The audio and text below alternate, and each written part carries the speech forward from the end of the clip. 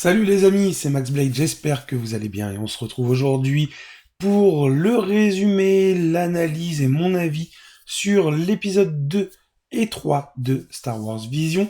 On va les regrouper maintenant par deux épisodes et clairement sur cette deuxième série avec l'épisode 2 et 3, eh bien c'est mi-figue mi-raisin comme on dit, il y a du très bon selon moi et du moins bon sur un des épisodes.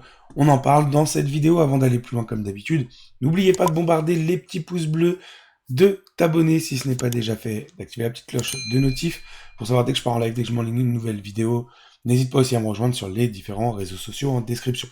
Et sur du coup l'épisode 2 qui s'appelle Tatooine Rhapsody, développé par le studio Colorido, c'est pour moi un des épisodes que j'aime le moins. Clairement, c'est quand je disais mi-figue mi-raisin, on va avoir tout simplement l'épisode 2 qui est, selon moi, pas très intéressant, et l'épisode 3 qui est plutôt pas mal. Donc on commence par Tatooine Rhapsody. Dans Tatooine Rhapsody, on va suivre les aventures bien d'un ancien Padawan Jedi. Mais clairement, s'il n'était pas Padawan, s'il n'était pas du tout de la caste des Jedi, ça m'aurait absolument pas choqué. Cet épisode est complètement à part. Le bon point qu'il a, clairement, c'est l'apparition de Jabba, l'apparition de Boba Fett. Voilà. Je le rappelle également, ça va être une vidéo avec plein de spoilers. Donc si vous n'avez pas vu les épisodes, allez les voir avant. Ou en tout cas, comme je vais séparer vraiment le 2 et le 3, n'hésitez pas à avoir regardé le 2 avant de commencer la vidéo et le 3 pour la fin de la vidéo. Du coup, on suit ces aventures de ce Padawan. On sait que c'est un Padawan parce qu'il a un sabre laser déjà d'un. Et de deux, l'épisode commence pendant la guerre des clones. Alors, à la fin de la guerre des clones, je dirais que c'était tout simplement à l'ordre 66. Mais il n'y a rien qui le prouve. Pourquoi ? Parce que les lasers sont rouges. Et voilà. Le Padawan se fait attaquer, il tombe quelque part, il va trouver un Hutt. Le Hutt, qui est son ami Guy, qu'on va retrouver un petit peu plus tard aussi dans l'histoire. Ils tombent dedans, ils font connaissance. Et là, on se lance directement en train de faire un groupe de musique. Et voilà, vraiment rien d'intéressant sur ce scénario qui est vide pour moi. Donc le Hutt Guy est poursuivi par Jabba le Hutt. Et il se fait retrouver par Boba. On pourrait se dire cool, des persos qui reviennent. Alors oui, certes, c'est très cool de voir Boba. Mais je trouve qu'il est, en plus de ça, ridiculisé un petit peu dans cet épisode. Et du coup, ça perd un petit peu de son panache de voir Booba, mais bon, c'est pas non plus la fin du monde. C'est vraiment un épisode qui, pour moi, est sans intérêt. En tout cas, à regarder. Autant le premier, hein, le Ronin, était très bon, autant celui qu'on va parler juste après, les jumeaux, est très bon. Il y a quelque chose dans l'un comme dans l'autre, mais dans Tatooine Rhapsody, limite vous ne le regardez pas, c'est pas choquant, ça me gênerait pas, ça me choquerait pas, il n'y a pas grand chose qu'on apprend, il n'y a pas grand chose, en tout cas, qui nous donne envie, l'épisode est court, mais clairement, hors contexte, hors sujet. Alors il peut plaire bien sûr à beaucoup de personnes, et c'est l'avantage aussi de ces 9 petits courts-métrages qui n'ont rien à voir ni avec le canon, ni les uns avec les autres, c'est que, eh bien, voilà, celui-là est moins bon, ça me choque pas. Du coup, Guy se fait capturer par Booba, il le suit finalement. Toute l'équipe, tout le groupe en fait musical décide d'aller le sauver et on se retrouve sur Tatooine. Une fois sur Tatooine, on va revoir quelques petits décors qui nous rappelleront un petit peu le canon, notamment la course de Pod Racer dans l'épisode 1 où on a l'arrivée et tout, on revoit ça, on revoit Jabba au même endroit qu'il est d'habitude.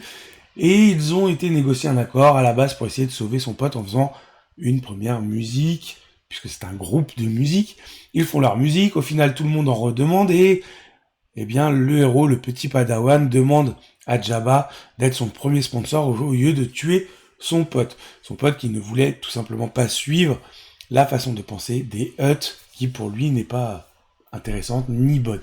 Clairement voilà tout ce qu'on peut dire sur cet épisode 2 qui, comme je l'ai dit, est un de ceux que je préfère le moins, un des moins bons selon moi. Il serait pas là, c'est pas très gênant, même si c'est pas du canon, même si c'est du hors-sujet, de ce genre de choses-là. Pas très intéressant. Le scénario par lui-même n'est pas ouf. Et en plus, clairement, voilà, on nous présente un Jedi, mais, même si ce n'était qu'un Padawan, mais en fait, ça aurait pu être juste même un esclave, un vendeur du coin, n'importe quoi. Voilà, c'est un Jedi pour dire que c'est un Jedi. Son sabre laser, au final, il s'en sert comme micro. Donc il arrive à brancher une enceinte dessus, il s'en sert comme micro. Voilà, enfin, rien de ouf, vraiment.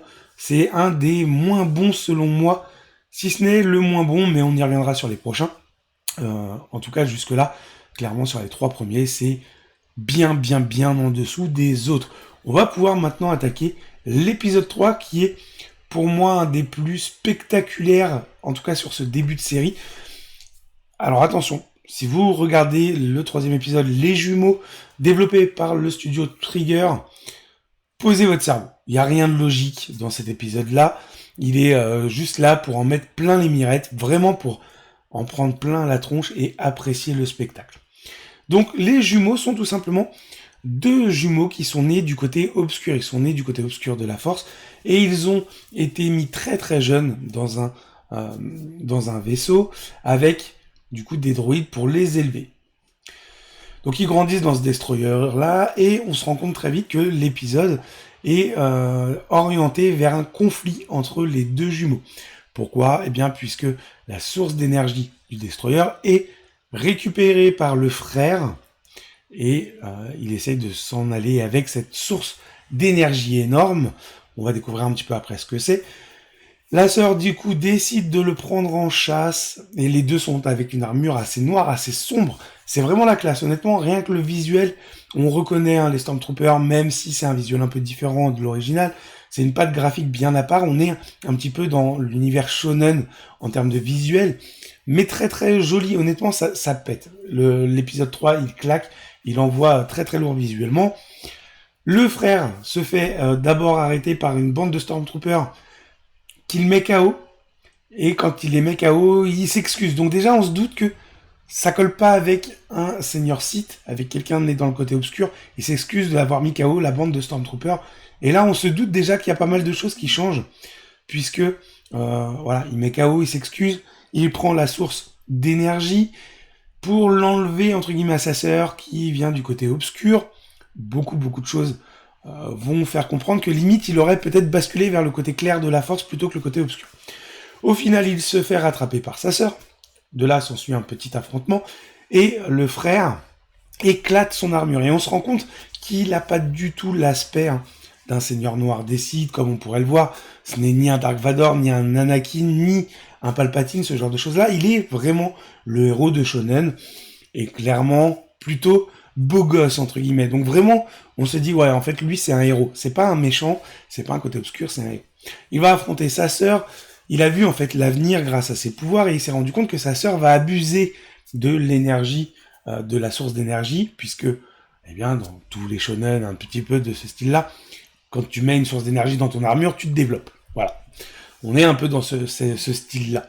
Et une fois qu'il l'a fait, il récupère la source d'énergie, sa sœur se bat, il pète la boîte de confinement de la source d'énergie et on se rend compte que c'est un Crystal Kyber. Dans leur affrontement, le Crystal Kyber se casse en 2, la plus grosse partie vers la sœur, la plus petite partie vers le frère. La sœur va décider d'emmagasiner l'énergie et du coup de la mettre dans son armure. Elle est un petit peu dépassée, elle peut faire des trucs de malade avec le Crystal Kyber dans son armure. Et franchement, c'est plutôt bien fait, c'est que le frère, en mettant le Crystal Kyber dans son sabre, donc il fait sauter son cristal rouge, il met le Crystal Kyber, qui est un petit peu bleu, arc-en-ciel, la lame est dans le même style du coup, donc ça c'est bien fait, et en fait le frère lui peut agrandir son sabre. Donc voilà, il y a un petit peu de blabla, et au final le frère, avec l'aide de son droïde qui le suit depuis le début, un petit peu à la star d'Anakin par contre, il est avec un astromécano, et il récupère un X-Wing. Donc le astromécano met le turbo du X-Wing vers la sœur, lui agrandit son sabre et va péter le Crystal Kyber qui est dans l'armure de la sœur pour la sauver. Au final, il active l'hyperpropulsion et se retrouve sur une autre planète où on pourrait dire un petit peu peut-être Tatooine d'aspect, on dirait. Et fin de l'épisode. Mais clairement, vous en prenez plein la tronche sur cet épisode 3 qui est voilà, juste pour vous exploser les yeux. Absolument rien de logique, ils sont dans l'espace, ils ont plus d'armure, ils respirent. Vraiment, c'est l'épisode où vous posez votre cerveau et vous regardez. Vous en prenez plein les yeux en regardant. Le deuxième épisode, comme je l'ai dit, moi je suis pas fan. Donc là, clairement, on est sur les 3 premiers épisodes avec le Ronin qu'on a vu à part des autres.